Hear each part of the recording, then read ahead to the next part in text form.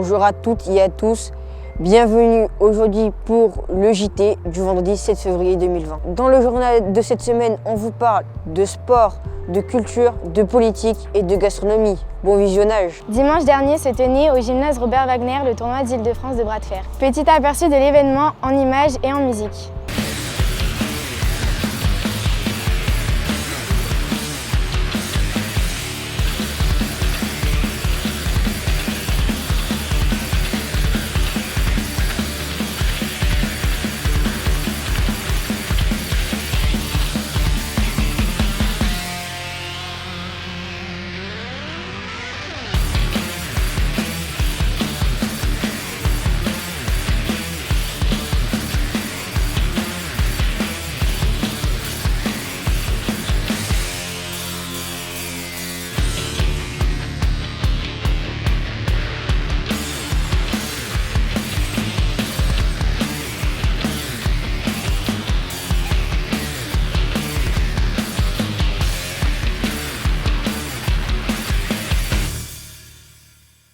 Didier Blanchard, retraité, candidat aux élections municipales, nous présente un petit bout de son programme pour la liste de Vélizy 2020. Je suis Didier Blanchard, je serai donc la tête de liste de la liste Vélizy-Villacoublay 2020. Donc c'est une liste particulièrement large où se représentait la grande majorité des sensibilités des Vélysiens, sauf bien évidemment les extrêmes, puisque nous discutons donc avec tout le monde à l'échelle de la région, du département et même au plan national avec notre député, puisque nous avons donc affaire à toutes ces entités sur le plan local. Donc mon objectif premier est de défendre les intérêts de Vélysiens et les protéger contre tout ce qui peut les agresser vis-à-vis de l'extérieur. Je m'explique. Par exemple, l'entrée de ville de Vélizy, c'est un projet que je vais abandonner au profit de maisons de ville qui respectent parfaitement le desiderata des habitants. Je n'irai pas non plus m'égarer dans d'autres élections au niveau national. Je serai donc maire de Vélizy à plein temps pour m'occuper réellement des Vélysiens au quotidien. Une autre décision sera de ne pas mélanger les gens entre la ville et la Sémive en renommant un directeur au niveau de la Sémive. Une deuxième décision sera de vendre une partie du patrimoine de la Sémive aux habitants, pour ceux qui le veulent bien évidemment, pour éviter que les jeunes partent de Vélizy et les fidéliser dans notre ville. Donc notre objectif premier sera de rénover la ville sans continuer à l'étendre à l'infini. Je crois que les Vélysiens ont bien compris et ont bien fait comprendre aux politiques locaux ce qu'ils voulaient dans ce domaine. Une autre de mes décisions dans le domaine de la Sémive sera d'abandonner toute forme de rémunération. Je ne serai pas un politique qui vivra de la politique, donc c'est une décision importante, je crois, et une orientation forte vers les habitants. Un autre point particulier, d'ailleurs tous les candidats vont en parler certainement, c'est la rénovation du quartier du Mail, qui aujourd'hui n'est plus en adéquation avec la ville de Vélizy. Nous ferons des études pour montrer des projets aux Vélysiens et ce seront eux qui choisiront le projet qu'ils désirent et nous irons jusqu'à faire un scrutin large auprès des habitants pour qu'ils adhèrent pour la plus grande partie à un projet qui permettra de faire évoluer la ville dans le sens qu'ils le souhaitent. Un point particulier qui concerne le développement durable, au sein de mon équipe, j'ai des spécialistes en matière d'environnement qui seront donc tout à fait à même de mettre en place l'agenda 2030 qui permettra à Vélizy de se mettre en adéquation avec les lois qui sont promulguées régulièrement et enfin de nous faire rentrer dans une ville qui soit vraiment verte. Au Ciné-Club ce vendredi, retrouvez le film culte Apocalypse Now. Petite présentation par Didier Albessard. Bonjour à tous, nous sommes très heureux de vous présenter vendredi 7 février au Centre Maurice Ravel à 21 h un chef-d'œuvre. Alors le mot est galvaudé, aujourd'hui, mais là, celui-là, non, c'est un film de Francis Ford Coppola que tout le monde connaît, Apocalypse Now, Palme d'Or au Festival de Cannes en 1979.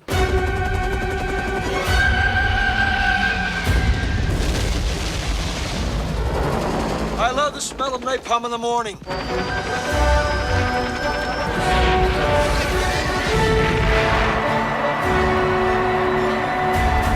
Et aujourd'hui, il y a 3 versions de ce film. Celle de la Palme d'Or, une deuxième version beaucoup plus longue, 3h30, qui s'appelait Apocalypse Now Redux, Et vous savez, Coppola, c'est un peu comme le peintre Bonnard qui allait au musée retoucher ses toiles qui étaient accrochées sur les murs du musée.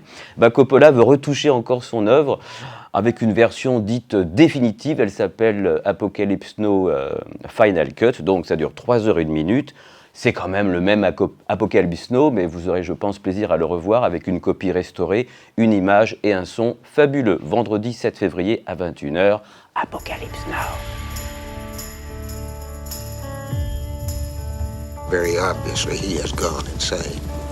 This is the end, my only friend, the end. Are you an assassin?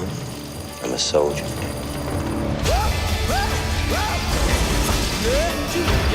Come on! Yeah. All right.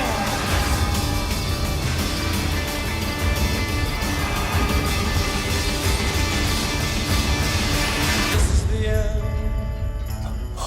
My only friend, the end.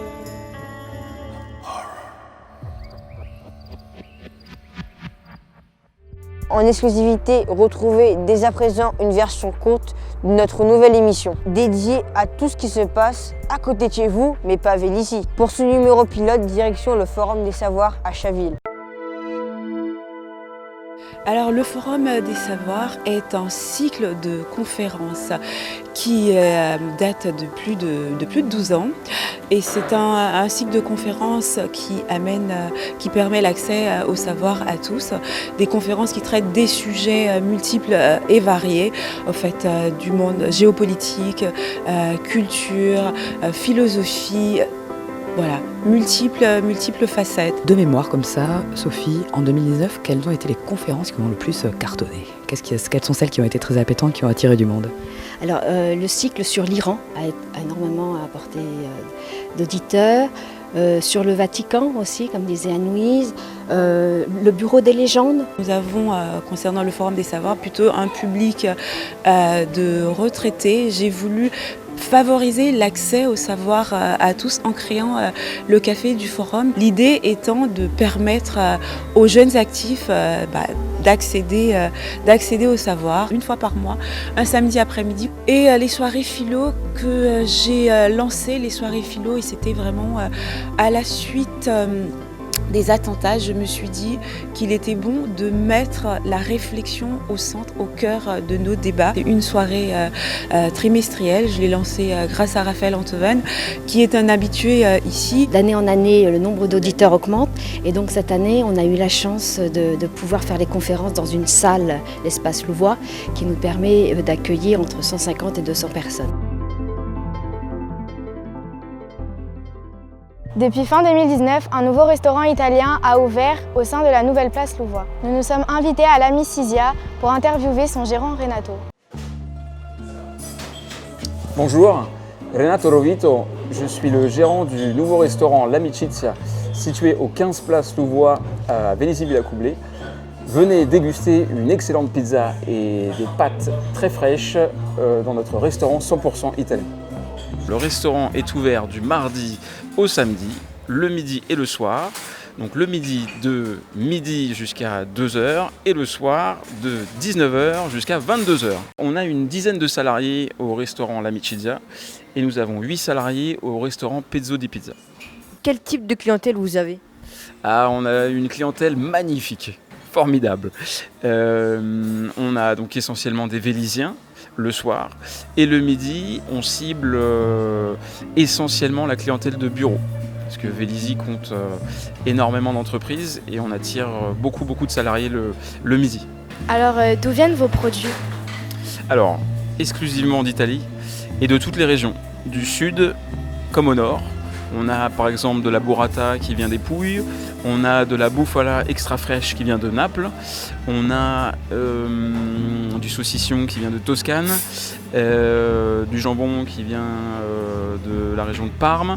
On a vraiment toute une sélection de produits qui viennent de toutes les régions d'Italie. On fait des pâtes fraîches, des raviolis, fait maison, sur place dans notre laboratoire. On fait également de la viande, du poisson, on a des vins bio, on a une belle sélection de vins italiens bio et on a aussi une sélection de fromages aussi 100% italiens issus de l'agriculture biologique. Alors comment se sont passés les débuts de ce restaurant ? Comme tout démarrage d'activité, ça se passe un peu dans la douleur. Il faut mettre en place le restaurant, mettre en place une équipe. Donc il y a un temps de rodage qui n'est pas facile. Mais bon, pour l'instant, on est très content du résultat parce qu'on a réussi quand même à fidéliser une belle clientèle. Et je vous conseille de réserver si vous voulez venir au restaurant L'Amicizia et aussi au restaurant Pezzo di Pizza parce qu'on a vraiment une très belle clientèle.